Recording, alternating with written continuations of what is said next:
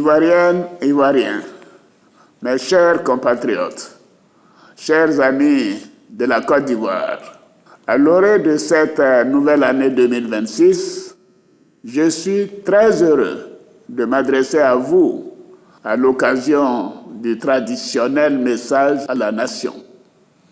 L'année 2025 qui s'achève a été une année importante pour notre pays.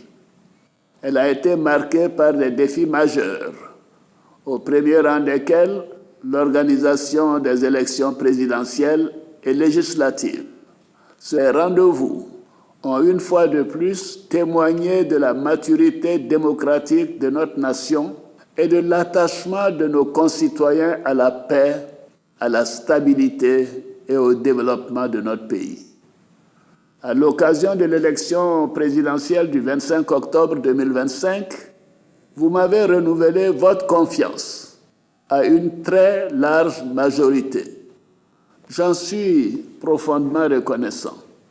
Cette confiance s'est également exprimée lors des élections législatives du 27 décembre dernier, qui a ainsi confirmé l'adhésion de la grande majorité de nos concitoyens à la vision et au projet de société que nous portons pour notre belle Côte d'Ivoire.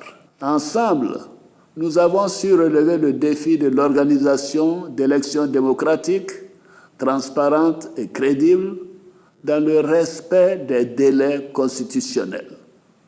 Malgré des incidents isolés qui ont malheureusement entraîné quelques pertes en vie humaine et parfois des destructions de biens, notre pays a su préserver l'essentiel, à savoir le bon fonctionnement des institutions, l'état de droit et l'ordre constitutionnel. La démocratie et la prospérité ne peuvent se construire dans la violence. La Côte d'Ivoire a fait le choix de la paix, du dialogue et de la responsabilité. Elle a démontré depuis 2011 sa capacité à surmonter les épreuves et à avancer unis dans le respect des institutions. Nous pouvons être fiers du chemin parcouru. Mes chers compatriotes, le 8 décembre dernier, lors de ma prestation de serment, en qualité de président de la République, j'ai pris devant la nation l'engagement solennel de placer ce nouveau mandat sous le signe de la consolidation de la paix et de la sécurité, du renforcement de la cohésion nationale et de la poursuite résolue de notre marche vers le développement dans un esprit de solidarité active envers les couches les plus vulnérables. À travers ce nouveau contrat social que nous entamons, je réaffirme mon engagement à poursuivre la construction d'une grande Côte d'Ivoire, ambitieuse et solidaire. Une nation respectée, forte, performante et souveraine. C'est pourquoi, dès cette année 2026, nous poursuivrons les grands chantiers de modernisation de notre pays. Les infrastructures routières, ferroviaires, énergétiques et hydrauliques continueront de structurer le territoire et de renforcer l'intégration nationale. L'industrialisation et la transformation agro-industrielle seront accélérées afin de créer davantage de valeur ajoutée et d'emplois. Le développement d'une économie de services compétitive viendra compléter cette dynamique.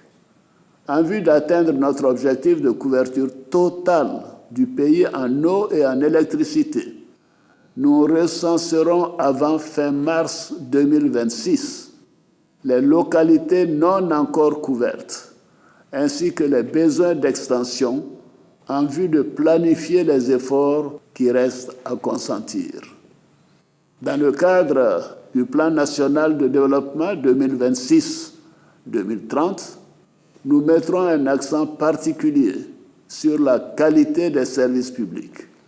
En effet, après des acquis importants en matière d'infrastructures, notre ambition est désormais d'offrir aux citoyens des services plus accessible, plus efficace et plus proche de leurs attentes. Le service public doit devenir un véritable partenaire du citoyen, grâce à une meilleure écoute du gouvernement, une plus grande transparence et des mécanismes d'évaluation réguliers. Mes chers compatriotes, le gouvernement poursuivra les efforts de développement du secteur privé. Cette orientation s'appuiera sur une promotion renforcée du contenu local, en particulier dans le cadre du programme dédié aux villes secondaires. Ceci permettra de stimuler l'entrepreneuriat national pour mieux intégrer nos entreprises portées par des champions nationaux dans les chaînes de valeur régionales et internationales. La rigueur dans la gestion économique et financière de l'État restera une priorité absolue. Nous continuerons d'optimiser les procédures de gestion des finances publiques, d'améliorer le suivi des paiements, de renforcer la mobilisation des recettes et de poursuivre les efforts en matière de bonne gouvernance. La lutte contre le blanchiment de capitaux et le financement du terrorisme sera intensifiée afin de faire de la Côte d'Ivoire un modèle de transparence et de gouvernance en Afrique. Nous poursuivrons nos efforts en matière d'investissements sociaux. Les jeunes et les femmes resteront bien évidemment au cœur de nos politiques publiques et en effet, leur formation, leur insertion professionnelle, leur créativité et leur engagement seront essentiels pour bâtir l'avenir. Dans cette dynamique, le programme social du gouvernement et le programme jeunesse du gouvernement continueront d'être des instruments majeurs de notre action. Ils seront renforcés et mieux ciblés afin de répondre plus efficacement aux besoins des populations, notamment en matière de santé, d'éducation, de formation, d'accès à l'emploi et de protection sociale. J'encourage donc les jeunes dans chaque localité à saisir les nombreuses opportunités offertes par le dynamisme de notre économie. S'agissant des fonctionnaires et agents de l'État, je voudrais indiquer que conformément aux engagements pris, la prime spéciale de fin d'année sera versée en janvier 2026 à hauteur de 2/3 du salaire indiciaire. Ce geste traduit la reconnaissance de la nation envers toutes celles et tous ceux qui servent l'État au quotidien avec dévouement. Mes chers compatriotes, la sécurité demeure un pilier essentiel de notre action. Face aux crises régionales, aux menaces terroristes et aux défis liés aux importants flux migratoires vers notre pays, la Côte d'Ivoire continuera de renforcer sa vigilance.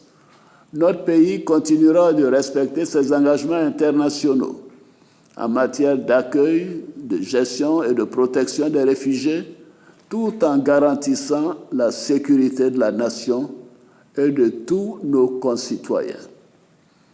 Nos forces de défense et de sécurité, dont je salue le professionnalisme et le courage, bénéficieront d'un soutien constant et accru de l'État.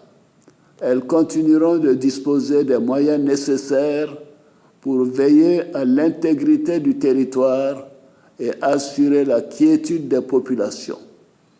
En cette période de fête, j'ai une pensée particulière pour ces hommes et ces femmes qui veillent jour et nuit, souvent loin de leur famille, afin que nos compatriotes puissent célébrer dans le calme et la sérénité. Je leur exprime la reconnaissance de la nation.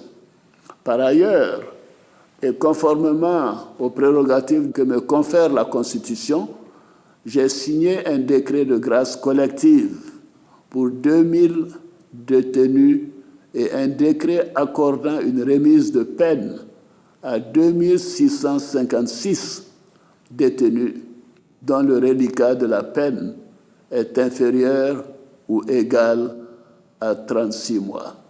Ainsi, ce sont 4656 détenus de droit commun condamnés pour des infractions mineures qui seront mis en liberté. Chers frères, chères sœurs, mes chers compatriotes, je crois profondément en la grande Côte d'Ivoire de demain. Pour réaliser cette ambition, la préservation de la paix et le renforcement de la cohésion doivent rester au cœur de nos priorités. De même, la transmission générationnelle engagée est un devoir historique. Elle reposera sur un héritage fondé sur l'éducation aux valeurs citoyennes, l'unité, le travail, la solidarité, le mérite et l'excellence dans le respect de la diversité, dans la tolérance et la justice sociale.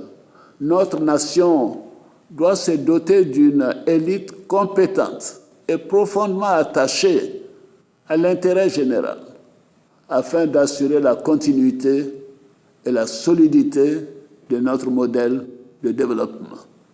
Enfin, à l'aube de cette nouvelle année, j'adresse mes encouragements les plus chaleureux et mes vœux de réussite à nos éléphants, footballeurs, engagés dans la Coupe d'Afrique des Nations au Royaume du Maroc, un pays ami.